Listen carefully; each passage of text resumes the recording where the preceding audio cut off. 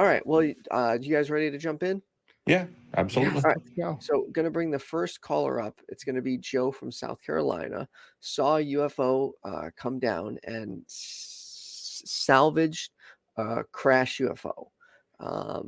This caller waited on hold for a long time last week. We didn't get to him, so assured him he would be the first caller tonight. So, Joe, you are on with Jim and BrainBug. How are you? Hey there, Hey. Joe. How y'all doing? Doing all right. Doing good. Good, So good. you saw a UFO crash? Is that what I'm understanding? Well, yeah. I didn't realize what it was at first. It just looked like, when the space shuttle came through and crashed through the atmosphere, just big long tail, molten metal just flying off of it. I thought it was this asteroid that killed the dinosaurs. I was expecting, this is the end of the world here. This thing was so big, and it took up the whole windshield, if you would, for perspective reasons. The tail was just, I couldn't tell really how far away I was from it at first. I'd probably say 10, 15 miles, but it was huge, and I just kind of almost braced for impact. I just thought, this is the end of the world. Mm-hmm. And it lasted about a good minute or so going through the air, and then no big thud, no tsunamis or anything like that. Of course, I was in Indiana or Ohio. You were in Indiana or Ohio? You traveling? I was traveling coming from North Carolina to Indiana to visit my girlfriend, and it was probably about 1 or 2 o'clock in the morning. And I was right on the Indiana-Ohio border in Ohio, headed north, and just mesmerizing. And then how long ago I traveled for another 10. I'm sorry. How long ago was it? It's summer of 1996. Oh, it's been a minute. Okay. Yeah. Yeah, it's been a few minutes. I asked because I recently read an article back in I think it was mid-October, that a Russian satellite crashed or it failed and streaked across the sky and was seen across the Midwest. It's just been a couple of weeks ago, though, so I was wondering if it was something related, but it may be a related phenomenon, though. I know satellites crash all the time, but there's some talk in your information here about salvaging the UFO. Is there something? Is this the same circumstance? And if I could just real quick, what year was that? That was 1996. Okay. Now, as I continued driving, all of a sudden this Hershey kiss-shaped object. If you put your thumbs together and your index fingers together, it makes this Hershey-shaped kiss. There's a little dimple at the bottom. Mm-hmm. It was that exact shape, and it was red, orange, and yellow, just circling, all just swirling within that shape. Nothing outside the lines or anything. Everything stayed within that shape. And then, I drove for like 10, 15 minutes. When it first appeared, it was like at my 11 o'clock position. And then as I drove for about 10, 15 minutes, I got to my 9 o'clock position, and I was 1,000 feet from it. I mean, there was a cornfield and then trees, like a forest. And I pulled my car over, parked the car, and got out and watched this. And the thing had to have been at least 1,000 feet wide, 1,000 feet tall, and about 1,000 feet away from me. I like to keep everything in thousands. But, and I got out and I watched this for 30 minutes, easy. And you could just, like I said, just swirling red, yellow. And it was just 50 feet above the ground, just I almost wanted to just run across the cornfield and say, take me. Right. I mean, at that point, I was like, okay, this is an extraterrestrial craft. And by the way, I should have prefaced this. I came from a strict Christian family. We believed that the entire universe was created just for us little earthlings, and Christianity, Jesus is Lord and Savior of all, and nothing else exists except us. And I went to church 5 times a week. I did not believe in stuff like this until that night. And I know what I saw. It was right there. It was huge. And then I was like, well, I'm going to watch this thing till it zigzags out into outer space, because that's what they do, right? I mean, everybody knows that. Right. But it didn't. It just, all of a sudden, it looked like, well, not all of a sudden, but it took about a minute or two, and it looked like someone took a black curtain and just from left to right, just slowly covered the craft. Just one side to the other, just slowly started disappearing. And I was just like, whoa, okay. All right, so I get back in my car, and I'm driving with a renewed, energy. And I get to my girlfriend's house like, 5 o'clock in the morning, and I just, go to bed. Didn't think about it for that day or whatever. And then we're sitting at the breakfast table the next morning, and my girlfriend's father's, reading the paper, and we're sitting there, and it just all came back to me, just boom. And I was like, holy shit, I almost jumped out of my chair. It's like, you guys aren't going to believe what I saw, blah, blah, blah. And I just explained what I saw. Her father looked at me, kind of folded the paper around, turned around and showed me the front page. It showed over 300 UFO sightings over this area last night, blah, blah, blah. So it made the news. Do you know why? I wasn't the only one that saw it. What's that? Do you know why? There's a meteor shower, and that there was so many of those sightings. There was actually a meteor shower in 1996. And the reason why I tried to clarify to you on the... Yeah, there's a meteor shower. Every year. There's a meteor shower every year. And, but no, this was not a meteor shower. I stood... What made you feel it was extraterrestrial, though? I mean, because it was bigger than any blimp. First of all, the Hershey-shaped kiss, and it looked like a perfect. Like, I'm sorry to steal the title of the show, but it looked like a perfect fire in the sky. All right. And, so how did you determine the size? How did you determine the size of the object? What did you use to get perspective on how big it really was? Like I said, when I first saw it, it was like at 11 o'clock position, almost right in front of me, just off to my left.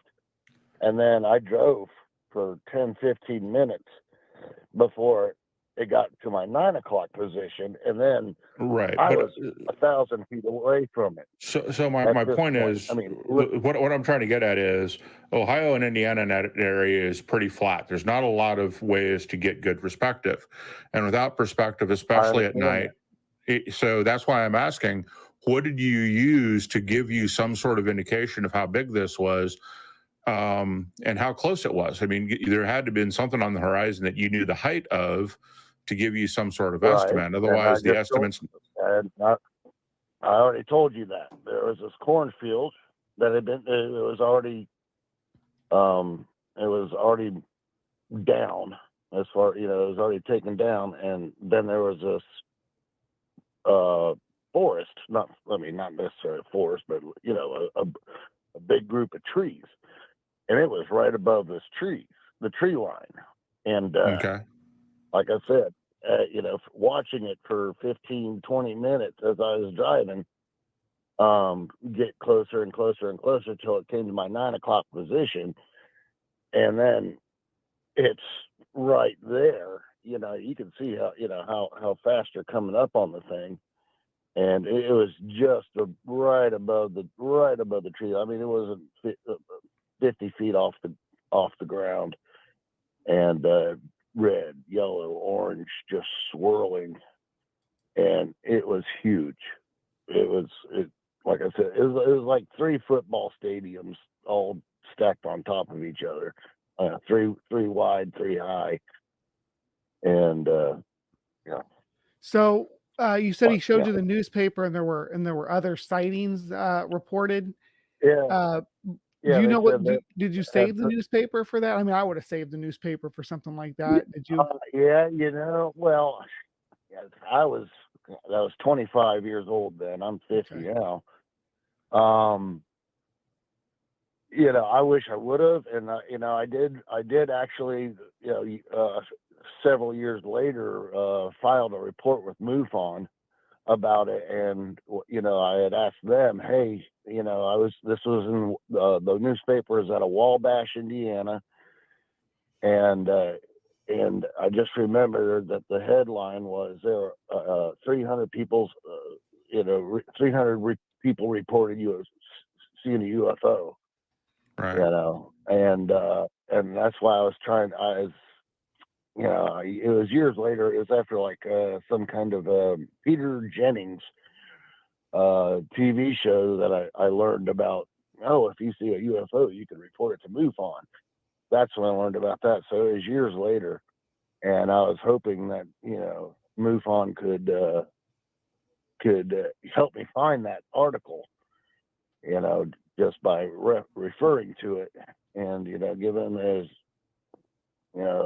late summer of '96, and this is what the headline said, and I was hoping they would be able to find that for me, and I wish I did have that article, but unfortunately I don't. Yeah, I really wish you did too. So yeah, because I'm looking it up online right now, and Googling for 1996 UFO sightings.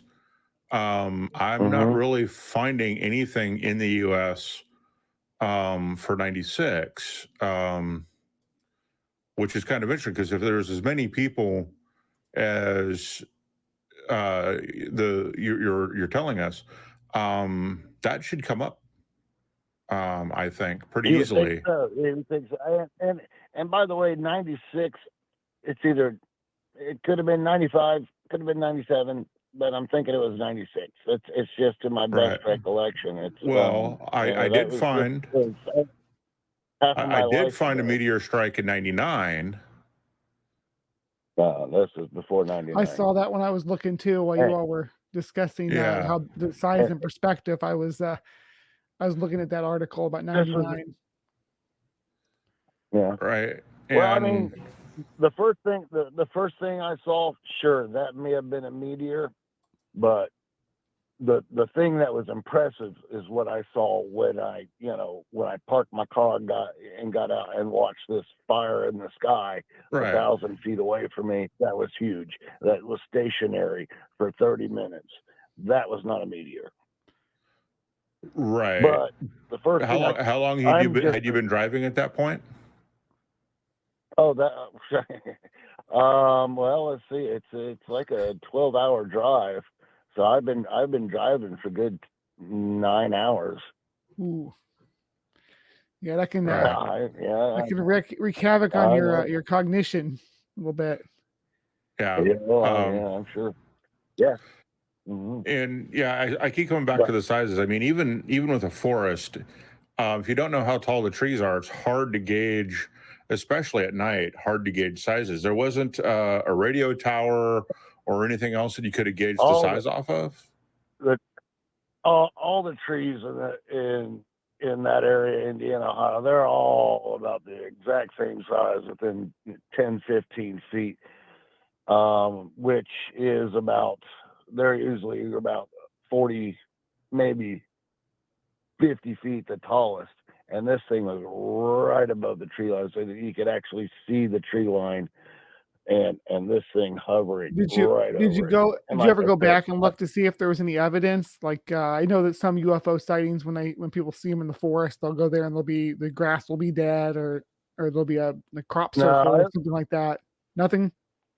I was 3 hours away from my destination, and my only concern was, seeing my girlfriend. I wasn't going to go 3 hours out of my way to go back. At that point, and like I said, that was the first time I ever seen a UFO. Now, I've been through 2 other times going back and forth I've driven from North Carolina to Indiana probably about 100 times, and that's not an exaggeration. Well, And if you have more UFO stories, we definitely would love to hear them, but we might need to save them for a different call. Put that up in the barrel. The only reason I bring up the other ones is because I did have a witness with me, which was my brother, who is a complete skeptic, and we were these red orbs just going up and down, lighting up the forest back and forth, at speeds that you wouldn't believe. And we pulled over off the highway and we watched those things, and I saw those twice, and once my brother was with me. And so I only bring that up because I have a witness. Yeah. What's interesting about these fireball type stories, fireballs in the sky and round lights dancing through the sky. There was a show I was watching a number of years ago, and they showed exactly that, and they adjusted the cameras so that you could actually see what it was an F-14 doing low-level maneuvering, and what you were actually seeing was the only part you could see of the aircraft was the exhaust.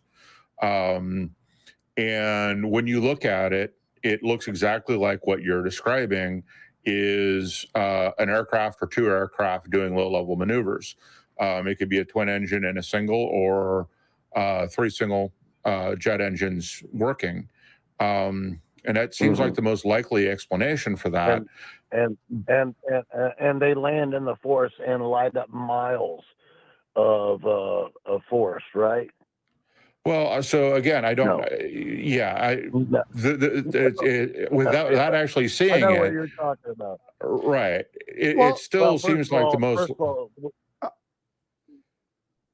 First of all, we're getting off the topic of the first thing I saw. Which now, so you saw 2 UFOs, right? Stationary for 30 minutes, and a Hershey kiss-shaped object, 1,000 feet wide, 1,000 feet tall, not moving, with red, yellow, swirling light all in it. Right. And the shape is weird, right? Because the shape's not aerodynamic.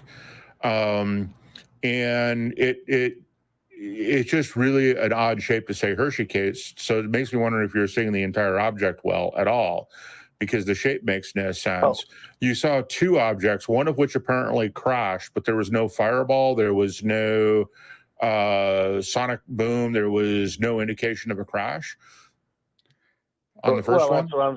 Like I said, the first thing I saw was this huge ball of fire streaking through the sky with a tail. I mean, miles long, like a meteor, sort of. Yeah. Yeah, like I said, I thought it was the asteroid that killed off the freaking dinosaurs. Right. And then you get down the highway a bit further, and then you see this large. You didn't actually see the Hershey kissed object land. You just saw it in the field or in the forest. Right. It just appeared. And there were no other motorists. My 11 o'clock position. Huh? And there were no other motorists. Was that?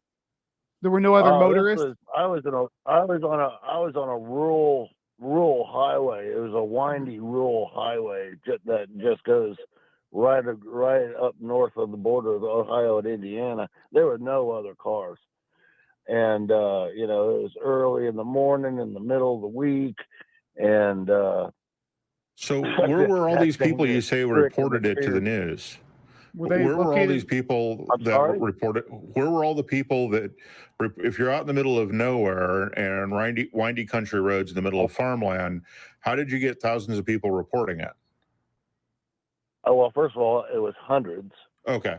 And My apologies. second of Didn't mean to all, misquote you.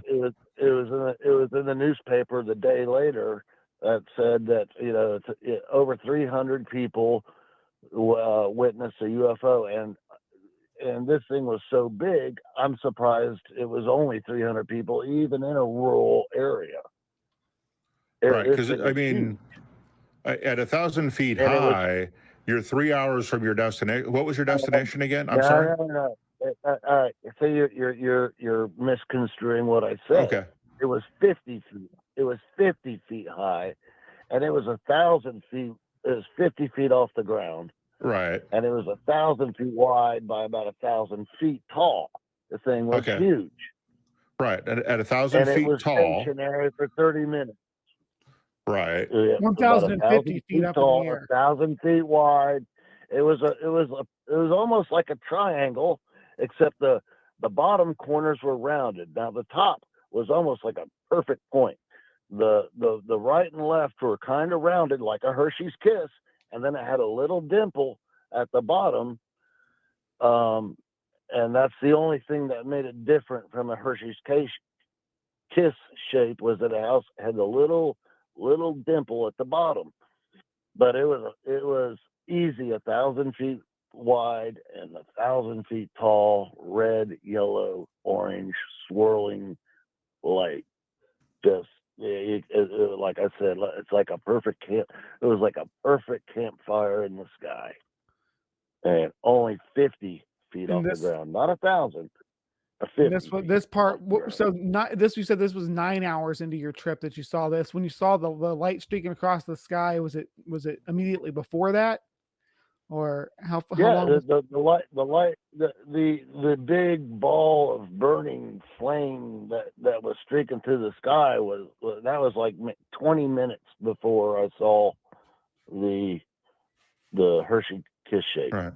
So at 1,000 feet tall, that should be seen from about 35 to 40 miles away, and you were 2 hours away from your destination. So what was your destination a major city? Well, my destination, what? Was your destination a major city? No, it's a very, very small town, Wabash, Indiana. Okay. I'd be surprised if there's 20,000 people there. But that was 2-3 hours drive from where I was. Well, but it was in that paper. I hate to cut things off when it's starting to get starting to parse it apart, but we got we've got a few callers waiting still, so I want to make sure moving on. I got you. Yeah, but we would love for you to call back in with your other UFO stories, because this is interesting to me. I like looking into these and digging into these. Jim does too. We like to investigate these kind of sightings, because these are, unlike some of the claims that we deal with, these are things that we can actually dig into and see newspaper reports, satellite crashes. We can look at any kind of aerial phenomenon and try to figure out what it was that you saw. That maybe something more natural. I get that you believe that it was a UFO, and that's understandable. But we want to try to overturn all the stones. By definition, it was a UFO. Right. Now, right. Extraterrestrial. If it wasn't extraterrestrial, boy, we got some stuff that you guys won't believe that we made. This thing. And keep in mind. I can go back and we can talk about Sumerian texts and the origins of humans if you want, but I know you got a show to keep going. But keep in mind, I grew up strict Christian, didn't believe in any of this stuff until that night. It changed my life. Yeah, that sounds like it had a big impact on it. It sounds like you feel like your memory of it's pretty clear and everything. So. Of the event. It's totally clear. I wasn't drinking. I didn't even smoke pot back then. But my parents, my family, they think I'm crazy until now. All of a sudden, the stuff is getting released in the news, and they're starting to believe me now. So some of the stuff that's been. I've lost friends and family over this sighting. Right. Okay. All right. Well, thank you, Joe. We look forward to hearing from you again in the future. Okay. You have a nice night. Absolutely. You too. Have a great show. All right. Thank you. Bye-bye. Bye.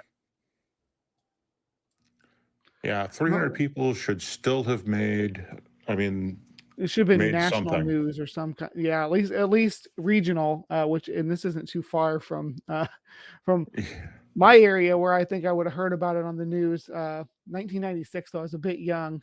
But the first part of it definitely sounded like what you see when you see a meteor or a meteor shower. Right. And like I said, the Hershey-shaped kiss, I mean, I think that the best possible spaceships that don't have to enter atmosphere are going to be around, just because when you need to change directions, it's easier to shift an engine over the surface of the craft to the new to get you on the new vector than it is to turn the entire craft. It's one of the problems I have with like Battlestar Galactica and some of these others. You turn a ship with a big long spine, you put a lot of stress on it. And yeah, and that just doesn't make any sense to me. Are you kidding me? Pardon? Hello? Is that Ethan? Oh, anyway.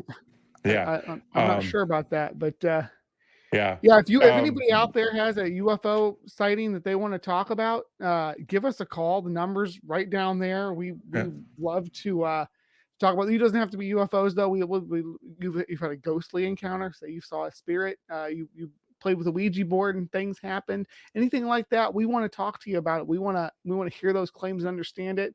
Or if you have a claim about experience with a god or with an angel or anything like that, please give us a call.